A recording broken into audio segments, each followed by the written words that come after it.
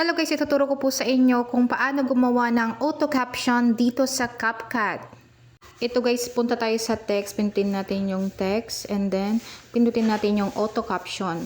Sa dyan guys, ang isi-select yung language is Malay. It means guys, magiging Tagalog na po yung caption natin, no?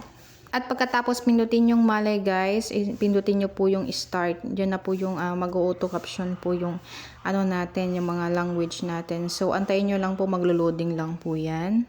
At dito naman guys, ituturo ko po kung paano lagyan ng style yung mga auto caption natin. Dito guys, yung sa front, magpili po kayo dyan kung anong gusto po yung letter na design. And then dito naman po sa style, yung color ng letter ng auto caption po ninyo. Diyan, pili lang po kayo dyan kung anong bet nyo na kulay, kung ano yung nakaka-attract.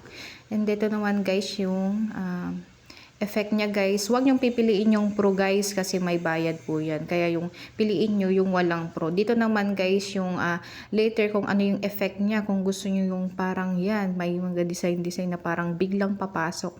Diyan, basta guys, huwag nyong pipiliin yung pro ha. Dito guys, yung ano naman niya, bubble niya, kung anong gusto nyong ilagay na design sa later na caption po ninyo. At kung tapos nyo na pong na-edit guys, pindutin nyo yung arrow sa taas. Diyan po, nagda-download na po yung video natin guys. Salamat po sa inyong panonood guys. Don't forget to follow at huwag niyong kalimutang i-share para makita din ng ibang content creator para magawa din nila.